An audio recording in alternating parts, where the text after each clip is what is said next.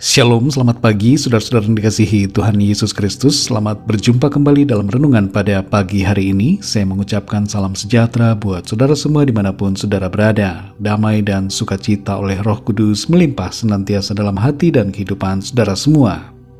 Sebelum kita mendengarkan renungan firman Tuhan, mari sama-sama kita siapkan hati dan berdoa. Kami mengucap syukur ya Bapa oleh karena kemurahan-Mu dan perlindungan-Mu dari malam hingga pagi hari ini. Kembali kami ada pada saat ini dengan kekuatan, kesehatan, dan berkat-berkat Tuhan. Kami bersyukur untuk segala kebaikan yang Tuhan sudah limpahkan dalam kehidupan kami. Pada saat ini kami mau mendengarkan sabda firman-Mu, urapi setiap kami, berikan kami hikmat-Mu untuk mengerti akan apa yang menjadi kehendak-Mu bagi kami. Dalam nama Tuhan Yesus kami berdoa. Haleluya. Amin. Saudara yang dikasihi Tuhan, ayat renungan kita pada saat ini terdapat dalam Injil Matius pasal 1 ayat 18-23. Tertulis demikian. Kelahiran Yesus Kristus adalah seperti berikut. Pada waktu Maria ibunya bertunangan dengan Yusuf, ternyata ia mengandung dari Roh Kudus sebelum mereka hidup sebagai suami istri. Karena Yusuf suaminya seorang yang tulus hati dan tidak mau mencemarkan nama istrinya di muka umum, ia bermaksud menceraikannya dengan diam-diam.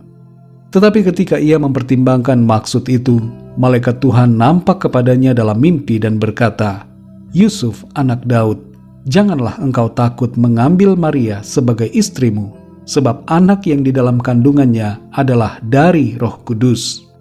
Ia akan melahirkan anak laki-laki dan engkau akan menamakan dia Yesus, karena dialah yang akan menyelamatkan umatnya dari dosa mereka."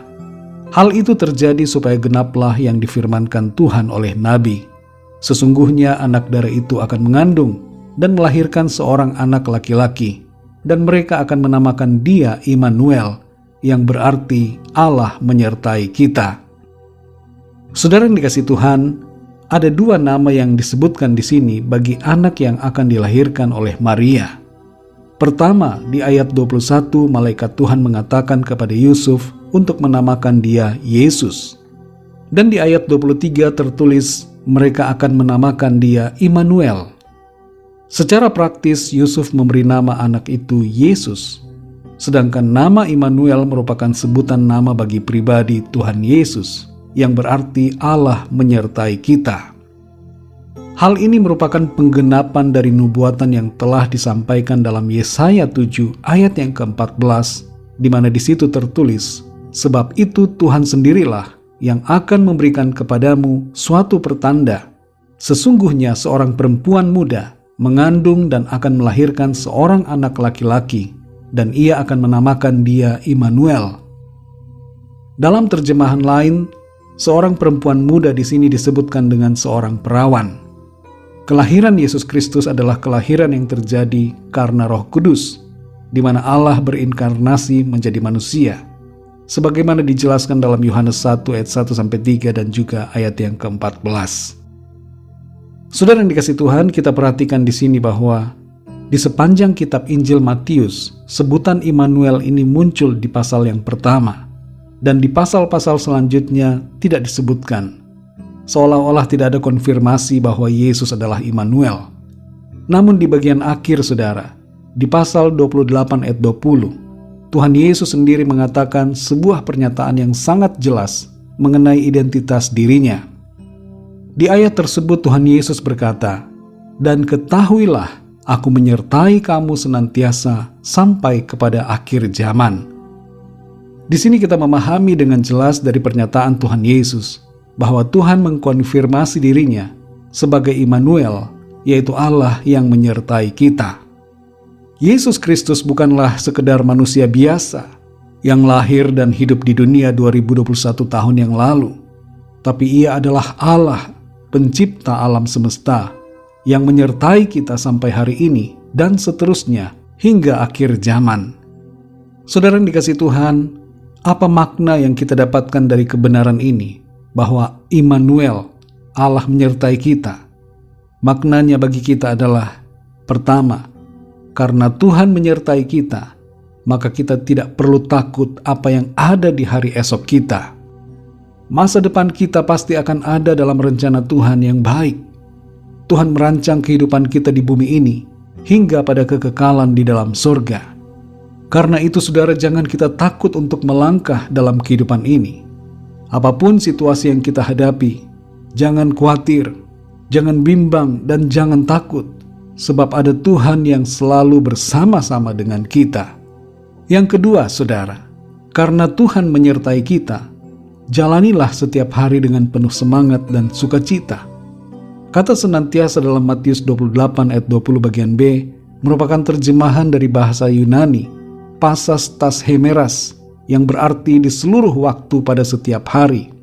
Dan ini berlanjut dengan ekspresi heos tes sinteleias tu aionos, yang berarti bahkan sampai kepada akhir zaman. Tuhan Yesus berjanji kepada setiap kita yang percaya bahwa Ia menyertai kita dalam roh dan kebenaran setiap detik, setiap saat, sampai akhir zaman, dan sampai pada kehidupan yang kekal di dalam sorga. Karena itu saudara, bersukacitalah apapun keadaan kita. Ada Tuhan yang selalu menyertai dan memberikan kekuatan dan pertolongan kepada kita. Tuhan Yesus adalah Immanuel, Allah yang menyertai kita senantiasa sampai kesudahan segala sesuatu dan sampai selama-lamanya. Mari kita berdoa saudara. Bapa kami yang di sorga, Bapa dalam nama Tuhan Yesus Kristus, kami bersyukur untuk firman-Mu yang memberikan kami sukacita dan kekuatan, membangkitkan iman kami dan pengharapan kami di dalam Tuhan.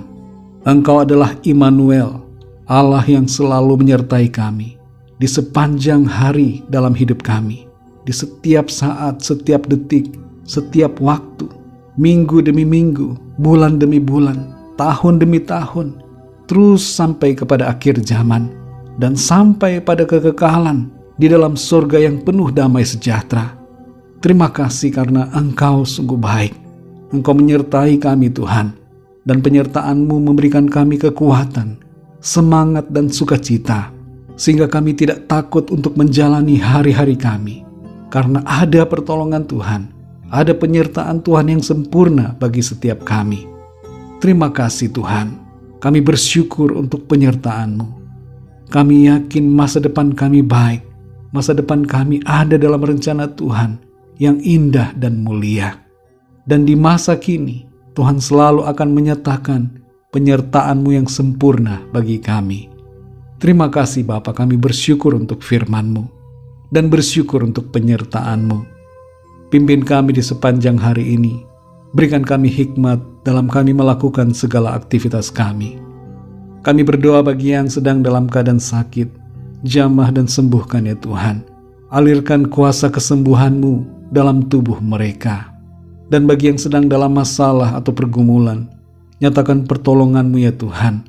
Kuasa dan mujizat-Mu terjadi dalam kehidupan setiap kami.